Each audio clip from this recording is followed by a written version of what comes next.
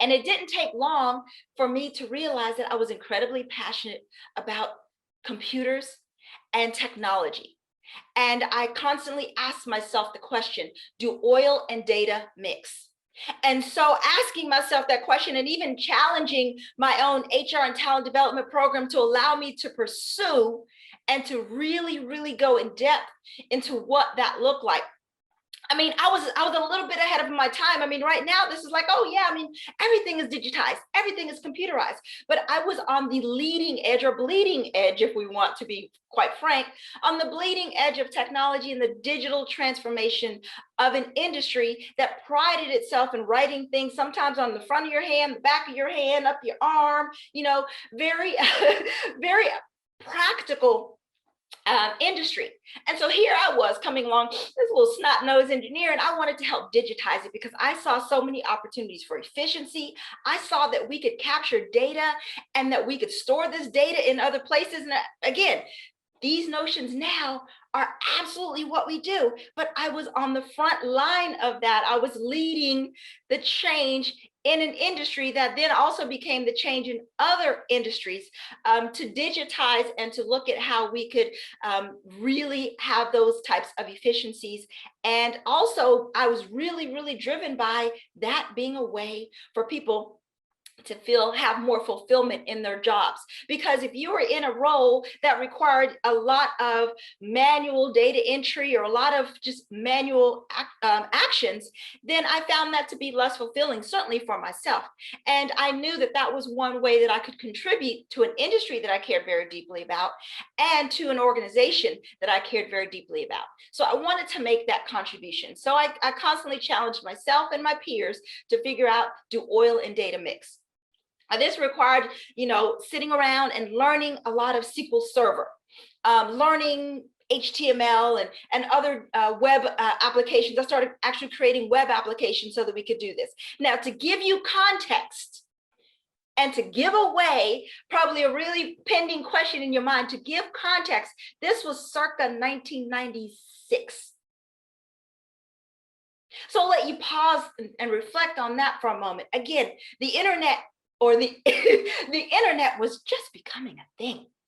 As a matter of fact, I watched the internet emerge while I was in college, and I won't freak you out with that story. But my point there is that not only was I a futurist before I knew what a futurist was, I saw how my own passions could benefit the organization, but could also benefit and fuel my trajectory. So what I ended up doing is raising my hand to lead an initiative and to establish a project and do something that had never been done before, and to do it in a way that had never been done before. And so I set myself up for failure, could quite frankly have been, but I learned so many lessons along that, and I inevitably set myself up for success because I pushed and because I learned and because I realized that there were so many things that I could do with that. But really just asking myself that question. And so when you ask yourself those questions, it's really realizing that there's so much more we can do. And even as I then successfully implemented this all across North America, I then had the fabulous opportunity to do it all over the world. And so what this did, not only for the organization, but also for my own professional reputation, was to set me up as somebody who was willing to go the extra mile and to do things that couldn't be done. And the reason why, well, many of you, and I know we've got some people in here from the UK, so I want to give a shout out to my UK people and say hey in the chat. Let me get a UK hey or hello.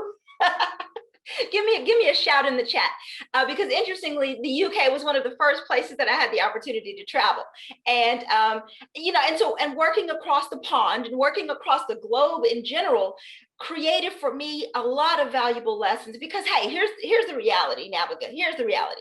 I'm an inner city girl from Houston, Texas. That my first, second, third, and fourth job was in the mall. And I had made a decision that I was going to do more than work in the mall. Not that I frowned upon that, but for that season, that's what I wanted to do. It's what I needed to do. But I pushed against all odds, went to college on an academic scholarship, and then continued to push against the odds because that's what successful people do. They continue to work against the odds. And so for me to have gotten that passport and get sent, well, actually my first stop was Paris, but then from there seeing the UK and going to KL and to Jakarta, and I've been to 5 continents and over 20 something countries. I used to keep track. But so the point there was, and this happened because not only was I fueled by my love of world cultures, but also by the projects and the initiatives that I was leading and that I was driving. And so I was incredibly committed to what I was doing.